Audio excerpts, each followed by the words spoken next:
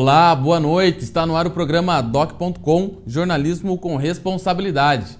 Na edição de hoje, vamos ouvir o vereador Alisson Zampieri, relator da CPI, que vai investigar o caso envolvendo a vereadora Ana Maria de Holliben. Também recebemos hoje o engenheiro João Chaves, que é da Associação dos Engenheiros e Arquitetos de Ponta Grossa. João Chaves fala pra gente a respeito do sistema viário de Ponta Grossa. Também vamos comentar a respeito da visita do governador Beto Richa a Ponta Grossa na última quinta-feira, autorizando o início da duplicação da BR-376 no trecho entre Ponta Grossa e Apucarana. É um instante só, não sai daí. Doc.com, você bem informado.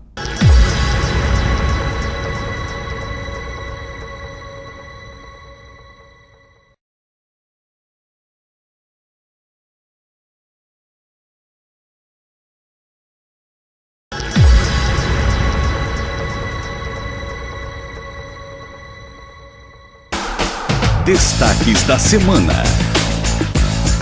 O programa Doc.com está de volta nesse bloco dos destaques desta semana.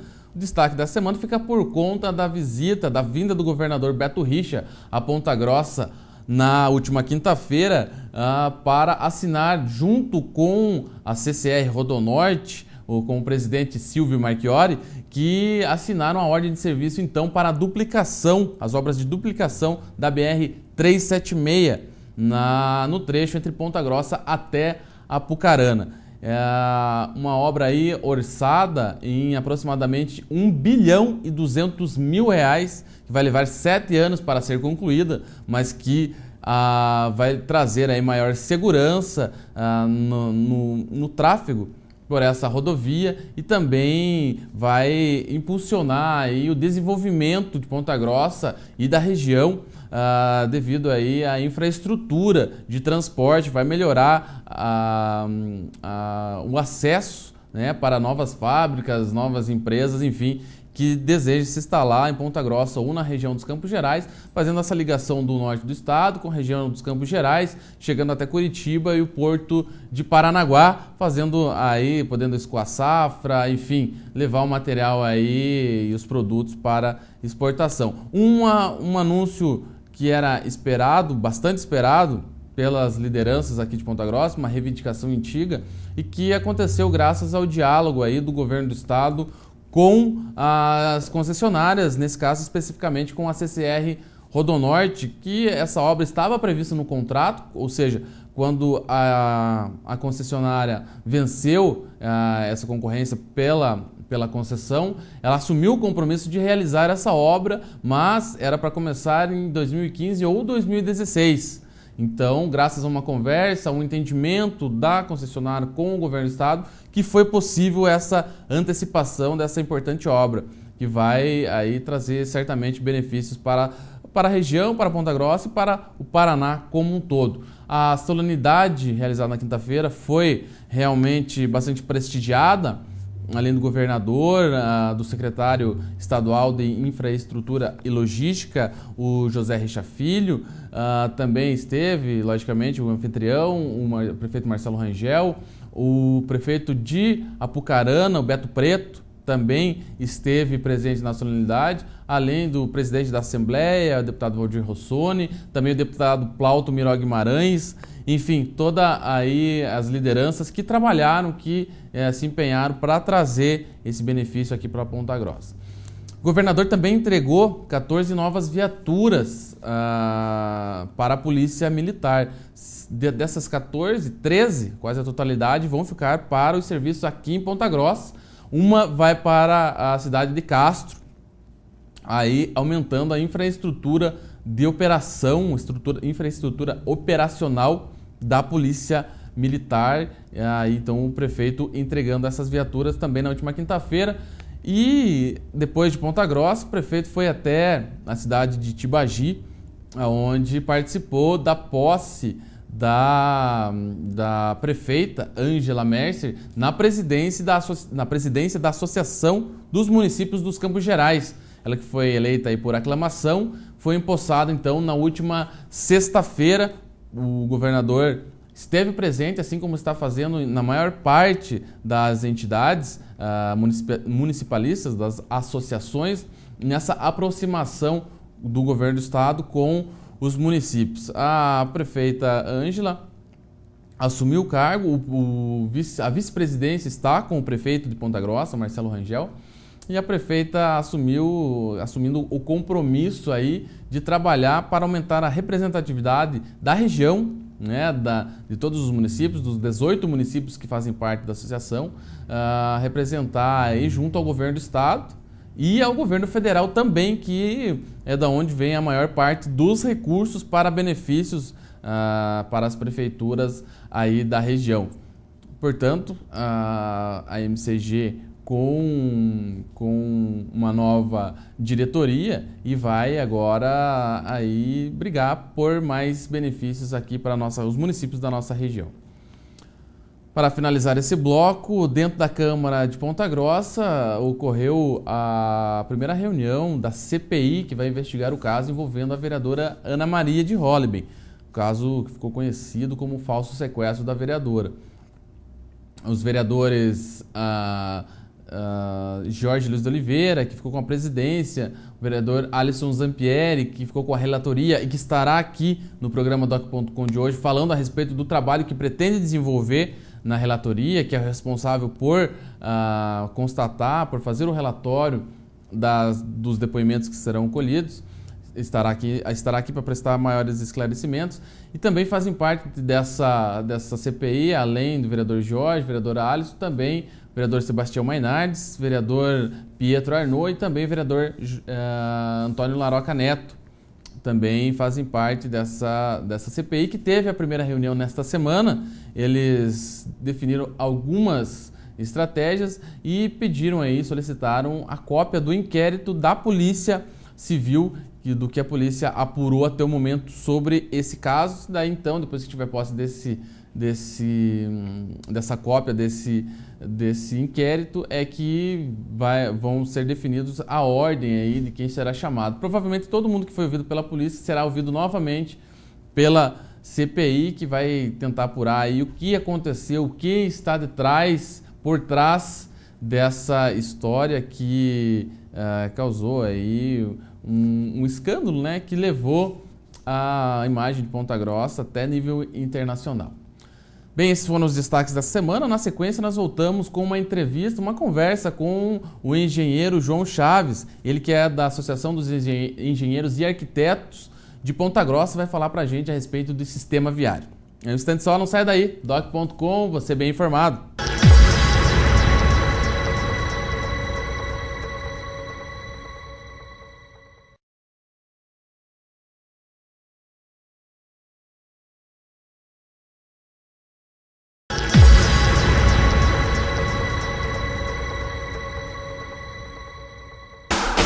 Entrevista. Estamos de volta com o programa Doc.com, agora numa conversa com o engenheiro João Chaves, da Associação dos Engenheiros e Arquitetos de Ponta Grossa, que vai falar para a gente um pouco mais a respeito da questão do trânsito, desse problema aí que Ponta Grossa enfrenta com o crescimento da frota de veículos e aí alternativas para solucionar este problema. Boa noite, João. Boa noite, Eduardo. Boa noite aos telespectadores do programa Doc.com. Pois é, essa questão do trânsito, a gente é recorrente a gente tratar dessa questão aqui no programa, mas até em virtude da demanda que se tem para melhorias nesse setor. A área de engenharia, né, ao qual o senhor exerce, o que ela prevê, no caso de Ponta Grossa aqui, para que se tenham alternativas de melhorias nessa área que está afligindo aí a maior parte dos pontagrossenses que usam o carro diariamente? Bem, Eduardo, o trânsito não é um problema de Ponta Grossa, né? É um problema do Brasil. O trânsito, na verdade, atualmente deixou de ser um problema só de engenharia e passou a ser um problema de saúde pública, né?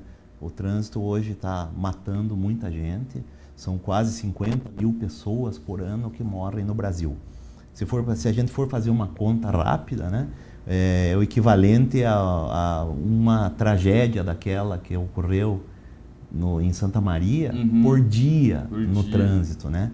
Então, daí as pessoas se preocupam em ir na balada porque não tem saída de emergência, porque não tem extintor, e esquecem que a possibilidade de uma tragédia na balada é infinitamente menor do que ir de carro, né? Então, o trânsito se tornou um problema no Brasil, né? Mesmo cidades que há um planejamento maior, como Curitiba, Londrina, cidades do Paraná, hoje o trânsito também está complicado. Que dirá em Ponta Grossa, que a gente sabe que os investimentos nos últimos anos foram poucos em matéria de trânsito, né? A frota cresceu muito, né? A cidade é uma cidade antiga, com ruas estreitas e poucos investimentos, né? Então nós da área da engenharia nos preocupamos com isso e estamos sempre tentando soluções. Porém, volto a dizer, sem investimento pesado em trânsito, nós não vamos resolver a curto prazo. Essa questão não dá para fazer mágica, né? Não tem segredo, tem que ter investimento, tem que ter recursos. A gente sabe que a administração municipal passa por um momento aí que não é tão bem financeiramente, né? Está procurando aí sair do vermelho e não tem esses recursos para investir no momento. A saída alternativa do prefeito está sendo procurar com o governo do estado, com o governo federal, algumas parcerias, né? Agora, na parte técnica, né? Até não adianta ter o recurso se não tiver um projeto, alguma coisa concreta. Nessa parte, a parte dos engenheiros, né, da prefeitura, enfim, da própria associação, como que pode contribuir para que isso melhore com ideias, com propostas, né, para que se concretize algo de melhor aí para o trânsito? Na verdade, o trânsito é formado por duas coisas básicas: circulação e parada. Circulação seria o trânsito de um modo geral, com sinalização, semáforos, radares e a própria fiscalização do trânsito, né? E paradas são os estacionamentos, que, na minha opinião, é o maior problema de Ponta Grossa. Não há vagas. Não há vagas. É o maior problema. Porque se você for considerar que se você sair lá do Jardim Sabará e for até o Jardim Paraíso, né, no horário de pico, isso significa 15, 16 quilômetros, você no horário de pico não vai levar 1 hora para fazer esse trajeto, não é tão absurdo assim, né, em vista do problema que nós temos do aumento da frota. O nosso problema é parada. Então, para isso existem coisas que podem ser feitas indiretas. Por exemplo, nós não temos em Ponta Grossa uma lei específica para estacionamento, uma lei rigorosa. Por exemplo, a pessoa faz uma loja e não é obrigado a fazer estacionamento, né?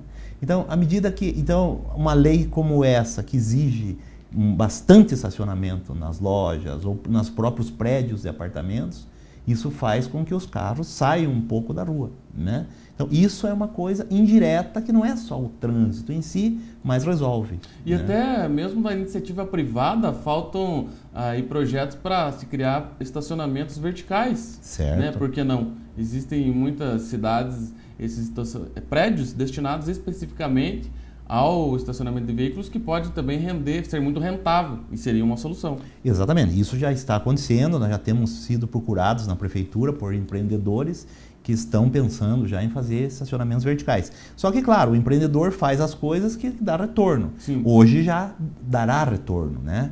A própria ideia do estacionamento subterrâneo que você falou é bom, né? É interessante para a prefeitura, a iniciativa privada está querendo fazer, se ela quiser, é interessante, né? Mas, enfim, basicamente é isso, né? E outra coisa importante também, que é uma coisa que não tem sido feito na prefeitura nos últimos anos, é a educação de trânsito, né? A educação de trânsito também é importante.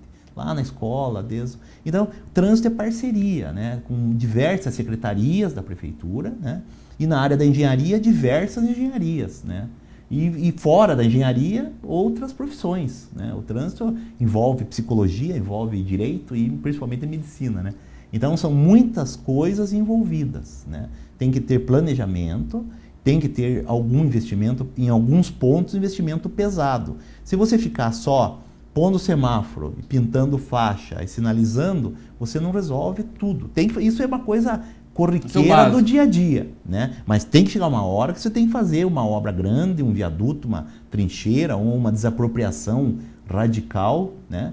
Para que resolva. Nós temos diversos problemas crônicos em Ponta Grossa que não se resolve por falta de um investimento pesado naquilo, né? Pois é, um exemplo até Ernesto Vilela, né? Ela chega na rodovia, ela simplesmente acaba, não dá para passar do outro lado, porque logicamente ali era um ponto que estava causando muitos acidentes, então resolveu fechar. Mas o ideal ali seria criar uma passagem por baixo, ou até mesmo por cima ali, né? Por baixo seria mais viável, para que se resolvesse. Mas não, simplesmente fechou e está lá daquele jeito e causando transtornos. Exatamente, é exatamente nisso que eu citei. Naquele ponto, por exemplo, precisaria esse investimento. Fazer uma trincheira ali, resolver o problema, a Ernesto Vilela continua, vai sair lá nas Souza Naves, lá na frente, né? E num futuro até prolongar para fazer um contorno, enfim, né? Mas tem que fazer. Quer dizer, isso é uma coisa que resolve, né? Nós temos um exemplo bem básico ali na Ernesto Vilela, a esquina com o início da Anita Garibaldi ali, próximo ao Colégio Júlio Teodorico, né? Sim. Foi feita uma desapropriação ali e alargou-se, né? Quer dizer, é uma obra simples, claro que houve o custo da desapropriação, mas resolveu ali muito aquele cruzamento. Sim. Porque a pessoa ali no horário de pico é muito pesado o trânsito ali, e as pessoas não tinham como ir reto, ele tinha que virar na Ernesto Vilela, né? Sim. Hoje está fluindo muito bem. E tem alguns outros pontos assim que pode ser feito, né? E que se o governo investir, melhora muito. O senhor acredita que o binário que está sendo realizado na Carlos Cavalcante pode resolver o problema dessa via, que também é uma via problemática? A Carlos Cavalcante é um exemplo disso, né? De medidas paliativas que foram feitas ao longo de todos os anos, né? Primeiro, há que se dizer, na minha opinião, que aquilo não é binário, é uma via alternativa. Binário, como o nome diz, né, são duas iguais ou semelhantes, né? Então, na minha opinião, ali é uma via alternativa, que é importante, né? Claro, é importante porque dá um fluxo melhor, né? Mas não é binário, né? Eu acho que a Carlos Cavalcante poderia ser resolvida com um grande investimento de desapropriações e alargá-la como ela é prevista no projeto inicial, que existe já há muito tempo. Ela é maior. Existe um projeto para alargamento. Tanto que as obras novas que são feitas ali, elas já são recuadas, você pode perceber. Isso já tem aproximadamente uns 50% da avenida já recuada. Né? Se houver um investimento de desapropriações que pudesse alargar ela inteira, ela se torna uma avenida como a Conde de Mauá, como a Ernesto Vilela, com duas mãos, normal, mais larga, né? Então, o binário ali, claro que é importante, né? Mas é uma via alternativa, não é binário. É como a Dom Geraldo, né? Que é uma via alternativa, também boa, né? Que funciona bem, só que por ela ser mais longe, também não dá para chamar de binário. Se ela fosse paralela a Carlos Cavalcante, poderíamos chamar de binário. Como ela é mais longe, é uma via alternativa que funciona muito bem também, né? Então, e ali, claro que é importante, né? Agora, como via alternativa. Como nós temos do outro lado a Rua Machado de Assis, que é uma rua que tem calçamento poliédrico, então ninguém usa muito, mas é uma via alternativa boa. Se ela for pavimentada, for proibido estacionamento, ela se torna uma via boa também. Questão de estacionamento, eu vejo algumas retiradas de estacionamento, faixa amarela, né, para o trânsito fluir melhor.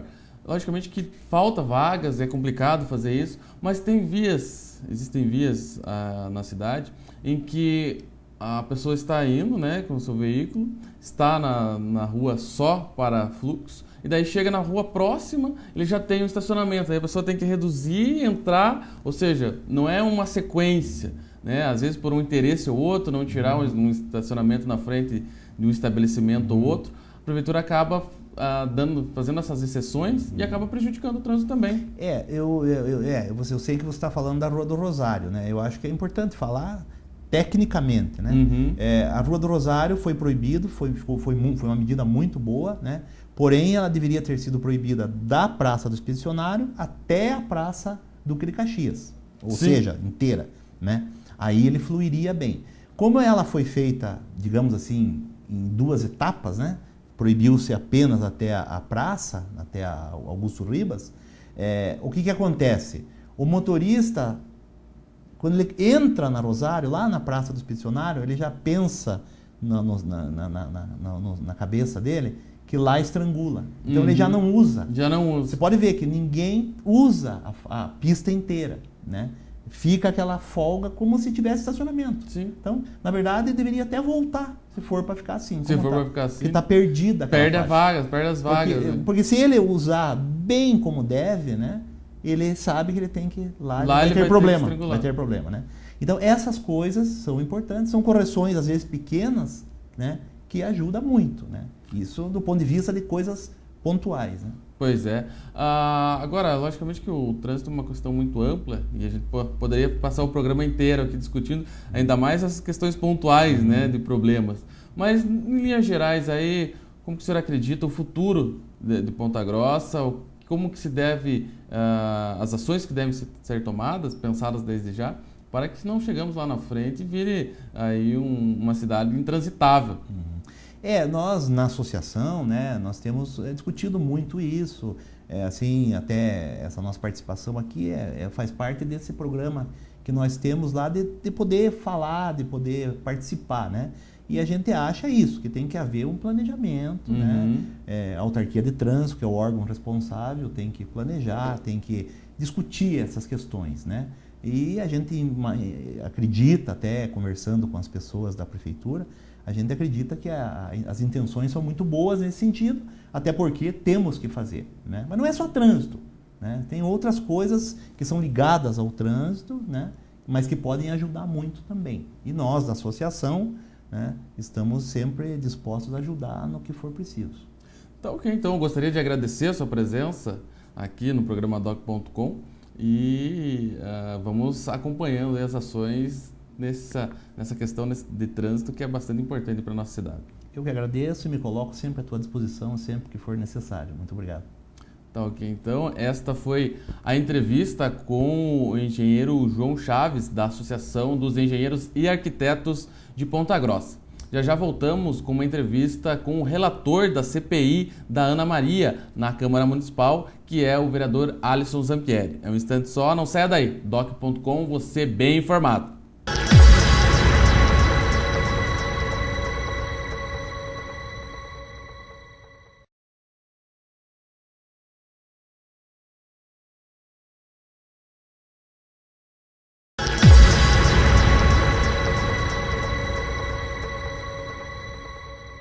Estamos de volta com o programa Doc.com. Na entrevista desta semana, recebemos aqui o vereador Alisson Zampieri, do PPS, que é o relator, foi escolhido aí o relator da CPI, que vai investigar o caso envolvendo a vereadora Ana Maria de Holleben, dentro da Câmara Municipal. Boa noite, Alisson. Boa noite, Eduardo. Boa noite a todos os telespectadores da TV Vila Velha e do programa Doc.com. Pois é, Alisson, essa questão envolvendo a vereadora Ana Maria.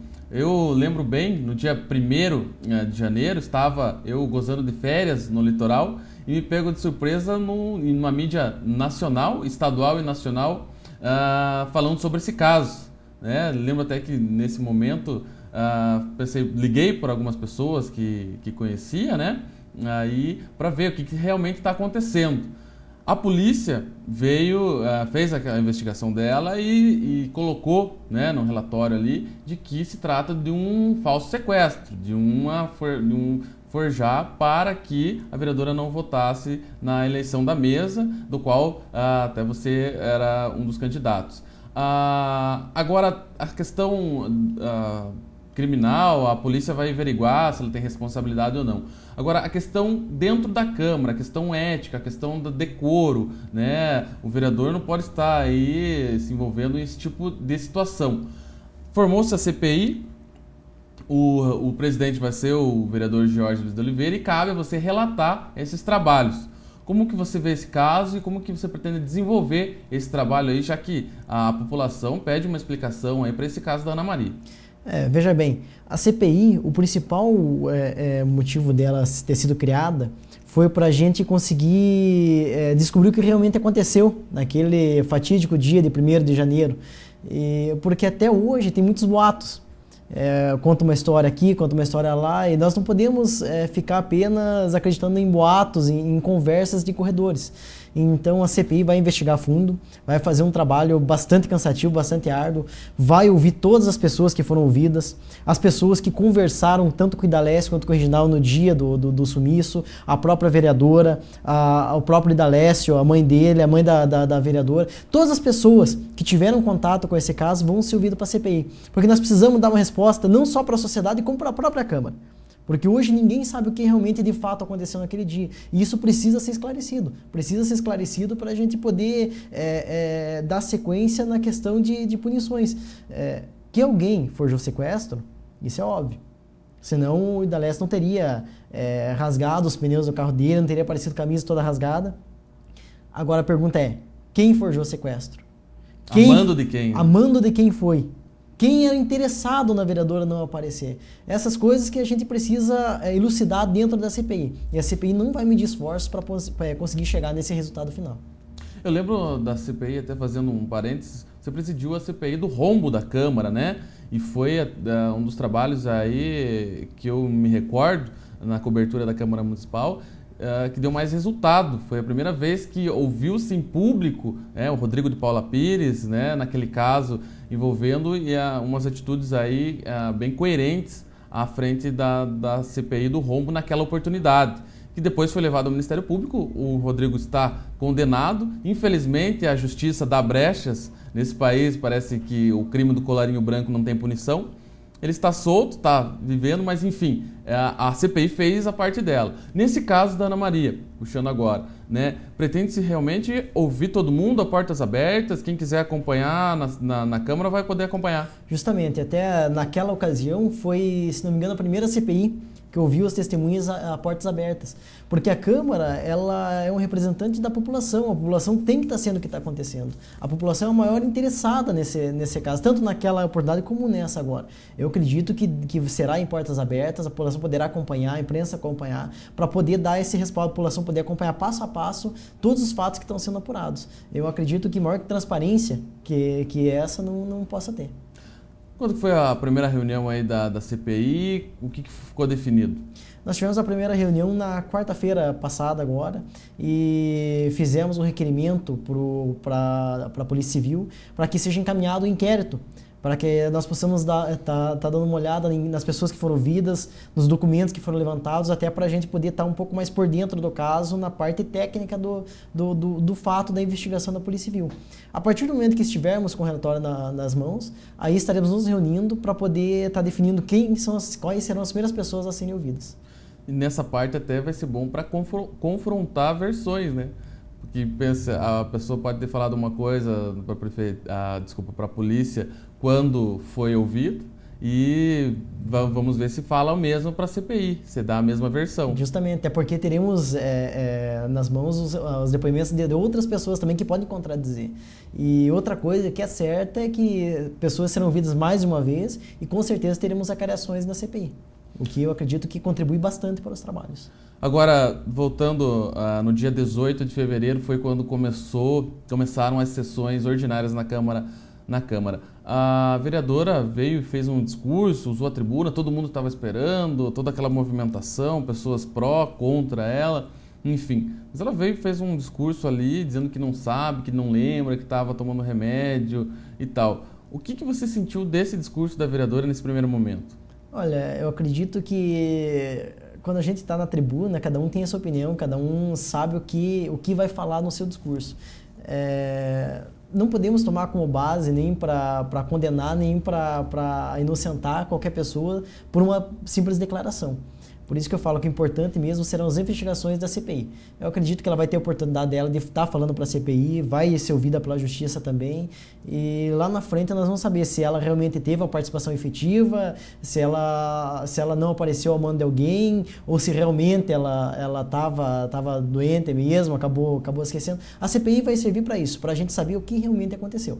Por isso é importante fazer uma investigação bem transparente, uma investigação bem a fundo desse caso. A questão ali também, Alisson, você que está dentro da Câmara, é a primeira legislação aí com 23 vereadores, né? Teve todo aquele procedimento, a população foi contra no começo, agora até o Conselho de Entidades quer voltar a apresentar o projeto que reduz.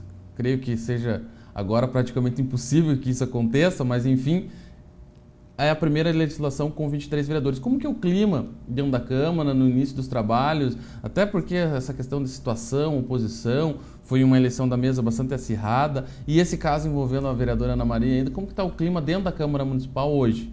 Ainda tem uma divisão dentro da Câmara até pelo que se criou com a eleição da mesa. E existe esse, não diria confronto, mas essa divergência entre situação e oposição. Mas eu acredito que com o tempo o pessoal vai se entrosando, vai se conhecendo, vai entendendo que isso não pode fazer uma oposição a ferro e fogo, que quando vem projetos interessantes para a população, você tem que relevar, você tem que ser favorável. Porque eu sou oposição, eu vou votar contra o pagamento da saúde. Puxa, quantas pessoas vão ficar à mercê sem a saúde parada? Então você tem que tomar muito cuidado quando você é oposição. Mas eu acredito que no decorrer do tempo o pessoal vai se entrosando, vai conhecendo as necessidades, as coisas que não tem como deixar para depois, e nós vamos ter uns trabalhos bem interessantes nesses 4 anos.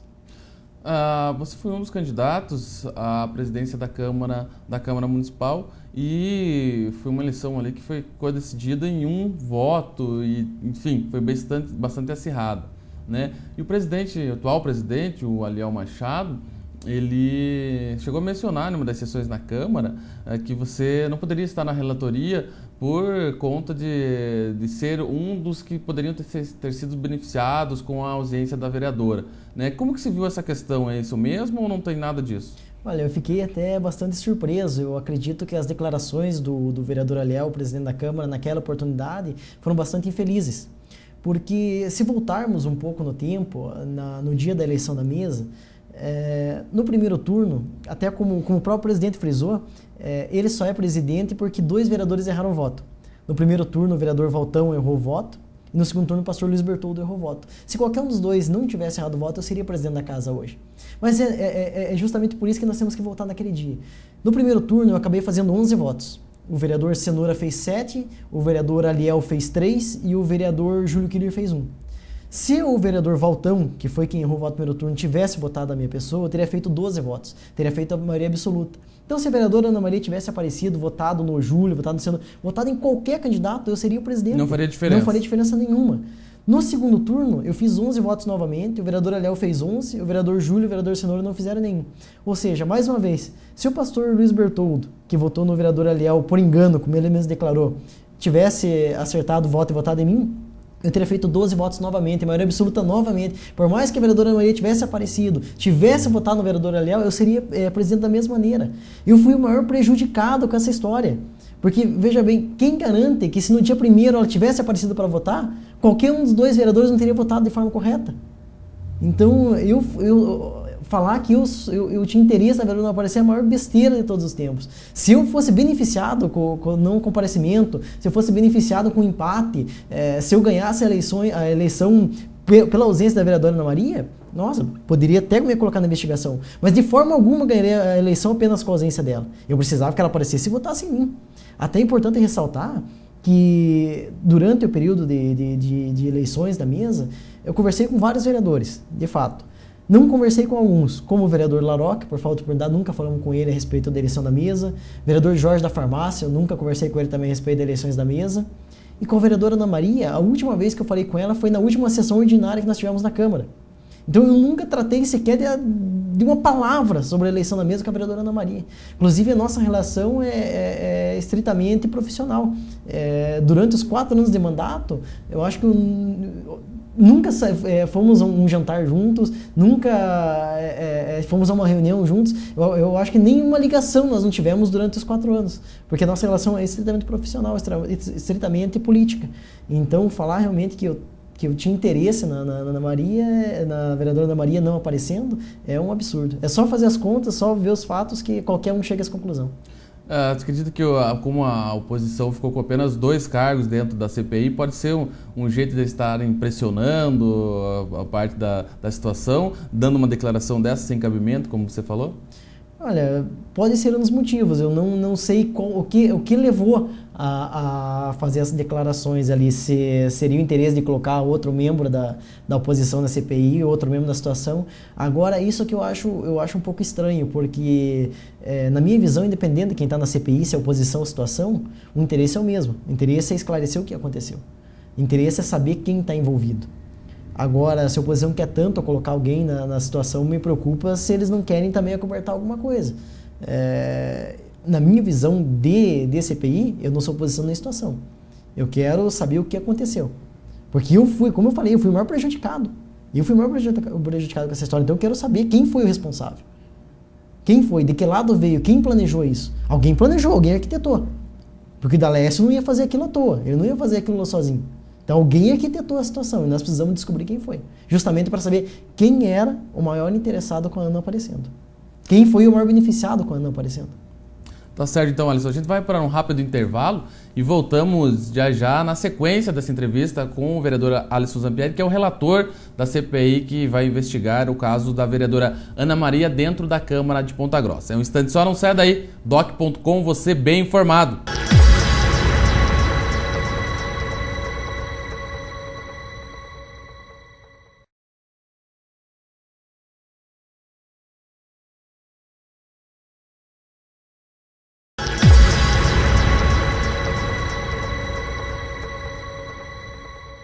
O programa Doc.com está de volta na sequência da entrevista com o vereador Alisson Zampieri, relator da CPI do caso envolvendo a vereadora Ana Maria na Câmara Municipal. Falávamos, Alisson, da questão ali de conduzir essa investigação independente de situação e oposição, né? Até porque o clima na Câmara Municipal parece que principalmente do lado da oposição, né, que está atacando diretamente aí essa questão e também as ações aí do prefeito Marcelo Rangel. Como que você está vendo essa situação lá dentro da Câmara, essa questão de oposição e situação? Olha, como eu havia falado anteriormente, eu acredito que a gente tem que tomar cuidado na questão de oposição e situação. Por exemplo, hoje eu sou do partido PPS, mesmo partido do prefeito Marcelo Rangel, e faço parte do bloco oposicionista. Mas não é porque eu faço parte da situação. E é que há 4 anos, no governo Vosgrau, fui 4 anos de oposição. É verdade, então, tá a gente se acostumando agora. Mas, por mais que eu faça parte do bloco de situação, se vir algum projeto que eu entenda não ser benéfico para a população, algum projeto que eu vejo que vai prejudicar alguma área da sociedade, eu vou ser o primeiro a ser contrário. Ou seja, não é dizer amém a tudo que o prefeito vai fazer. Assim como na situação eu não vou dizer amém a tudo que o prefeito vai fazer, eu vou analisar os projetos que virão, a oposição tem que agir da mesma forma. Ela não pode ser contra tudo e contra todos. Ela tem que analisar o que vai ser benéfico para a população e o que não vai ser. Não é porque não foi o meu prefeito que ganhou que eu vou reprovar todas as matérias. Eu acredito que o Marcelo está com várias ideias interessantes, com várias ideias boas. Já começou demonstrando isso. Acredito que o grande acerto dele nesse começo de mandato foi ter cancelado a renovação do contrato da aviação Campos Gerais, o que era um clamor popular. Desde a época das eleições, todo mundo falava nisso, na questão do transporte coletivo, e ele deu um grande passo, um grande avanço para a nossa cidade, não renovando esse contrato. Existem várias medidas agora que vão ser adotadas para a saúde. Infelizmente, a cidade vinha com vários problemas de tempos já. E não é em 2 meses que você vai conseguir colocar tudo em ordem. Mas eu acredito que ele está com vontade de trabalhar, ele está com bastante ideias, bastante projetos para a cidade. E se conseguir colocar tudo em prática, vai ser um grande mandato dele, sim. Pois é, essa questão aí, como você bem falou, no governo Vosgrau, no seu primeiro mandato, você era oposição né, cobrando, e a oposição ela é importante, né, até para o prefeito ali de repente estar fazendo alguma coisa, a população não alerta, não é assim, não é por aqui, é por ali, né, desde que seja uma oposição consciente, responsável aí, e como a gente está vendo que algumas coisas estão sendo exageradas, mas outras estão sendo coerentes. Agora, você, como situação agora, né, como representante do PPS, vereador do PPS, é você e o Rogério Mioduski, mas você no segundo mandato aí, que diferença é essa agora? Como que você está sentindo esse início de trabalho sendo vereador da situação? Olha, é uma experiência bastante nova, né, porque nunca tinha experimentado a situação de ser um vereador da situação. Com relação a trabalhos dentro da Câmara Municipal, não teve diferença. O trabalho acontece da mesma forma, fazendo atendimento à população, analisando os projetos que vêm do Executivo, fiscalizando a aplicação dos dinheiros, os projetos que eles têm para a cidade. Agora, a grande vantagem é o acesso que você tem dentro da Prefeitura. Acesso o melhor contato que você tem com o Poder Executivo. Tanto na questão de melhorias para os bairros, problemas de consulta e saúde. Quando você é vereador de oposição, a prefeitura acaba se fechando um pouco para você tem um pouco de dificuldade de estar conseguindo entrar. Quando você é vereador de situação, você consegue ter um trânsito bem mais tranquilo. Então, e solucionar mais problemas que justamente, por exemplo, o pessoal vem com o seu bairro lá, puxa, a rua está horrível, não consegue passar carro, não consegue. Você sendo vereador de situação, você tem um contato melhor com o próprio secretariado, com os próprios funcionários, você consegue ter uma agilidade um pouco maior na resolução desses problemas. Então, é uma experiência nova, é uma experiência interessante, por enquanto, nesse começo de mandato. E Alisson, no início do ano, aí especulou-se, depois do resultado da eleição, que você poderia estar aí vindo ocupar um dos cargos do primeiro escalão da prefeitura, né? Uma secretaria, de repente uma fundação, até foi levado à Câmara. Até não sei se foi aprovado, parece que está numa comissão especial para se analisar e vai ser votado a questão lá que libera, né, o vereador para assumir, sem perder o mandato, sem precisar deixar o mandato, assumir autarquias, fundações, porque até então seria só secretarias, né? Existe alguma coisa de concreto nisso ou é só especulação? Existem conversas referentes a essa situação. Conversamos já com o prefeito Marcelo Rangel, mas eu acredito que o primeiro passo para ter uma conversa mais a fundo com relação a isso é a aprovação desse projeto.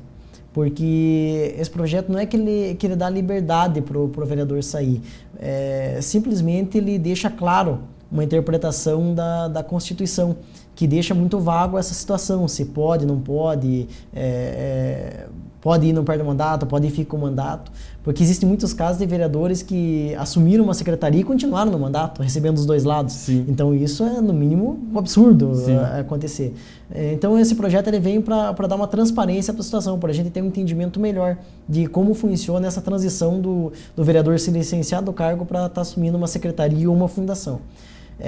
Existe essa conversa com o prefeito Marcelo Rangel e após a aprovação desse projeto nós estaremos nos reunindo de novo, tanto com o prefeito, tanto com o nosso grupo de trabalho, para estar analisando o que é melhor, aonde a gente vai conseguir contribuir mais para a cidade, para o cidadão pontagrossense, se é na Câmara Municipal, se é de repente numa secretaria, numa fundação, numa empresa terceirizada da Prefeitura. Mas temos que aguardar. Por enquanto ainda é cedo, ainda é muito prematuro estar tomando um caminho mais definitivo referente a isso. A Prefeitura, o prefeito, quando assumiu, decretou ali até a questão da moratória, né? Em virtude de pegar o caixa aí praticamente zerado da administração anterior, endividado, como o próprio prefeito frisou em várias oportunidades.